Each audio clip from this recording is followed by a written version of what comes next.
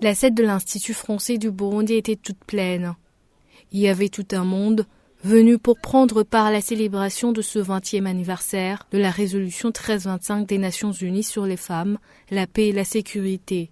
C'était un événement public organisé par Impunity Watch, l'association du Shirahamwe, la troupe Les Enfoirés de Sanladante et Yaga, en collaboration avec l'ambassade des Pays-Bas. L'objectif visé pour cette célébration du 20e anniversaire de la résolution 1325 est de mettre la lumière sur les femmes burundaises qui œuvrent pour la paix et le développement dans leur communauté.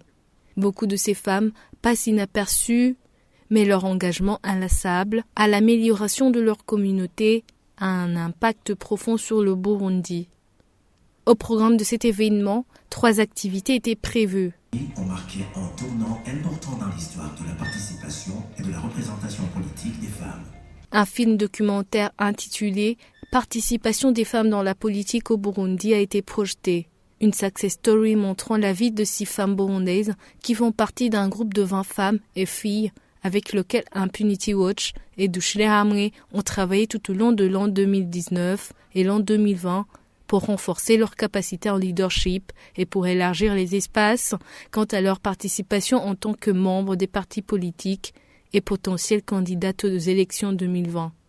Après le film documentaire, il y a eu présentation d'une pièce de théâtre écrite par Laura Sheila Inangoma et jouée par la troupe Les Enfoirés de Sanladante, un régal pour le public. La pièce a offert une interprétation artistique du thème choisi pour cet événement, Abarundi Kazi, force pour la paix, la sécurité, le développement, et une incarnation de cette femme burundaise face à différents défis qu'elle doit affronter pour avoir une place dans la gestion de la cité. À travers l'organisation de cet événement public, Impunity Watch, l'association du Shirahamwe, la troupe Les Enfoirés de Sanladante et Yaga voulait inciter une discussion, une réflexion et une imagination d'un Burundi futur. Dans une table ronde qui a suivi la pièce théâtrale, Goretti Ndachaisawa, représentante de l'association de Shirahamwe, a indiqué que l'adoption de la résolution 1325 a été un combat pour les femmes qui voulaient avoir un droit au chapitre dans les mécanismes et processus de paix. Son adoption a permis qu'il y ait des avancées, notamment en ce qui concerne la participation de la femme en politique. Pour elle, tous les pays doivent s'investir pour mettre en œuvre la résolution 1325. Simplement, je voudrais dire que c'est une résolution qui a connu beaucoup de succès parce qu'elle a une force de loi. Tous les pays doivent la mettre en pratique. C'est pourquoi dans différents pays, il y a même des plans d'action. Tout au long de ce processus, au Burundi, je voyais comment les femmes étaient déjà en mouvement, des associations en effervescence. Et tout le monde voulait à tout prix participer à Arusha. Et je crois que c'était une étape, une phase où il y avait de la flamme. Laura Sheila Inangoma fait savoir que le texte qu'elle a écrit incarne la considération, les barrières socioculturelles auxquelles les femmes se heurtent devraient être bannies et ôtées pour que celles-ci, dès le bas âge, soient encadrées, encouragées et développent ses qualités de leadership. Est-ce que la culture a ses orientations envers la femme alors que le vécu ou la vie quotidienne nous donne d'autres choses à faire au quotidien. Mais il y a une femme qui nous a fortement touchés dans le documentaire parce qu'on a dû faire des recherches. Elle nous a dit c'est comment est-ce que tu vas contribuer à l'extérieur quand tu n'as pas assez contribué à l'intérieur. Quand la population a besoin des gens en politique qui prennent des décisions, ce doit être des gens qui sont aptes à identifier les besoins. Et au quotidien, ce sont nos mères, ce sont nos grands-mères. Donc à mon niveau, j'étais encouragée à être médecin. Mais quant à aller sur la scène politique, je ne sais pas, c'est pour ça que ces femmes, on doit parler de ces femmes qui réussissent, de ces femmes qui se battent.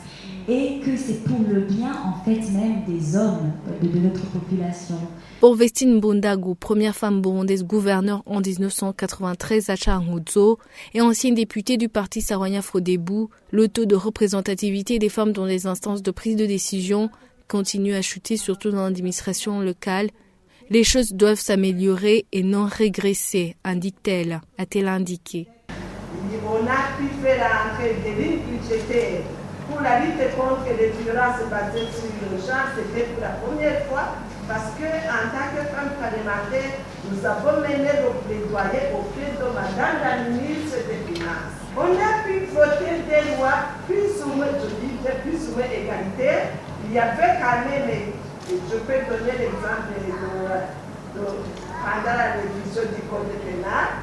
Le jour où on était des femmes parlementaires, la nuit on était les femmes de la société civile. Parce qu'on avait besoin de la force de toutes les femmes, de toutes les personnes qui peuvent contribuer pour la promotion de l'égalité des genres.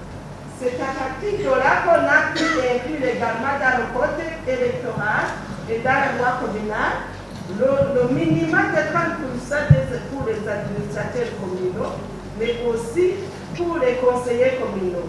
C'est dommage qu'aujourd'hui on a reculé. Le panel a également reçu différentes interventions et des questions qui ont été posées du côté du public. Dans une interview que le chef de mission d'Impunity Watch qu'il a accordée aux médias, David Taylor a fait savoir que le message principal était de montrer qu'il doit y avoir l'égalité du genre dans le monde et que les actions menées par la femme soient reconnues. On a entendu plusieurs femmes qui parlent de l'impact de leur travail, leurs engagements dans les communautés, pas seulement ici au Burundi, mais autour du monde. Donc, je pense que le plus grand message, c'est que les femmes ils sont là, et c'est important que toutes les actions, tout le travail des femmes soient reconnus, et qu'en fait, on a un monde où les femmes et les hommes sont égales. Ça, c'est le message le plus important. Les 20 ans de la résolution 1325, c'est une étape très importante. C'est un long chemin, comme les femmes ont dit, mais je pense qu'on avance vers un bon résultat.